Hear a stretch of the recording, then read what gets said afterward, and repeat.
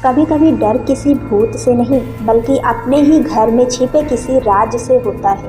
ये कहानी है एक लड़की की, रिया की, जो एक ऐसे घर में रहने आई जहाँ दीवारें भी बात करती थी और हर रात एक नाम फुसफुसाती थी, रिया। रिया वापस मत जा। जो आगे हुआ उसने उसकी ज़िंदगी हमेशा के लिए बदल दी। अगर आप अकेले हैं तो ये वीडियो मत देखिए, क्योंकि ये रियल स्टोरी है, एक सच्चा डर। दोस्तों, आज की कहानी एक सच्ची घटना है।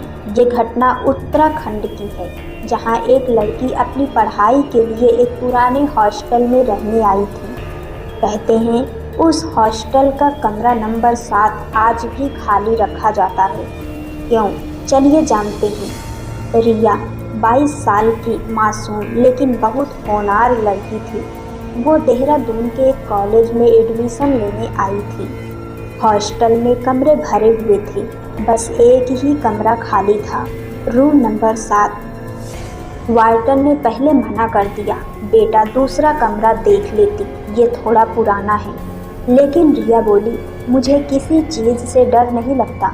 और फिर वही उसकी ज़िंदगी की सबसे बड़ी गलती साबित हुई। जब उसने पहली बार कमरे का दरवाज़ा खोला, एक अजीब सी ठंडी हवा अंदर आई। दीवारों पर उखड़ा हुआ पेंट और शीशे पर उखेरा हुआ एक शब्द, हेल्प। पहली रात सब ठीक था, लेकिन रात के करीब 2 बजे रिया की नींद एक हंसी की आवाज़ से खुली। उसने सोचा कोई लड़की फ़ोन पर बात कर रही होगी, लेकिन जब बाहर निकली पूरा हॉस्टल सन्नाटा था। तभी उसे लगा उसके कमरे के बाथरूम का दरवाज़ा अपने आप खुल रहा था। कौन है? कोई जवाब नहीं, बस पानी टपकने की आवाज़, टप टप टप। उसने झांका और देखा शीशे पर लिखा था, तू भी मर जाएगी।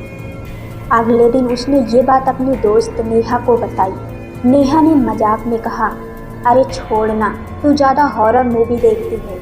लेकिन हर रात कुछ अजीब होने लगा।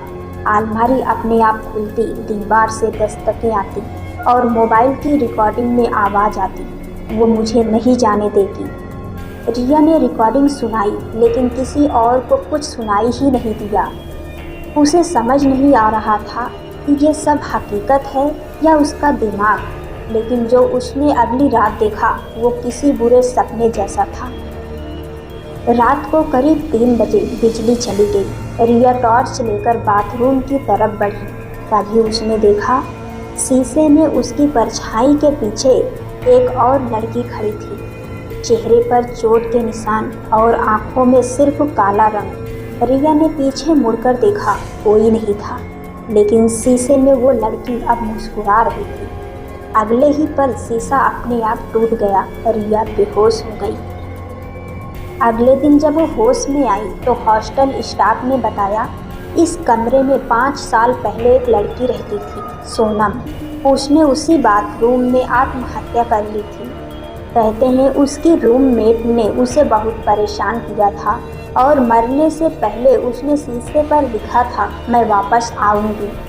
तब से जो भी उस कमरे में रहता है उसे सोनम की आत्मा दिखती है। उस दिन के बाद रिया ने वो हॉस्टल छोड़ दिया, लेकिन आज भी जब कोई नया छात्र वहाँ आता है तो रात में कमरे के अंदर से फुसफुसाहट सुनाई देती है, रिया तू भी मत लौट। क्या रिया ने सच में भूत देखा था या वो सब उसके डर की कल्पना थी? शायद सच्चाई सिर्फ उसी कमरे को पता है, लेकिन इतना तय है, कभी कभी कुछ जगह लोगों को नहीं, लोग जगहों को छोड़ जाते हैं, क्योंकि वो जगह उन्हें वापस बुला लेती हैं। अगर आपको रियल हॉरर स्टोरी पसंद आई हो तो लाइक करें, शेयर करें और कमेंट में लिखें, क्या आपने कभी ऐसा कुछ महसूस किया है? अगली बार मिलते हैं एक और डरावनी सच्ची कहानी में। तब तक लाइट ऑफ रखना मत भूलिएगा।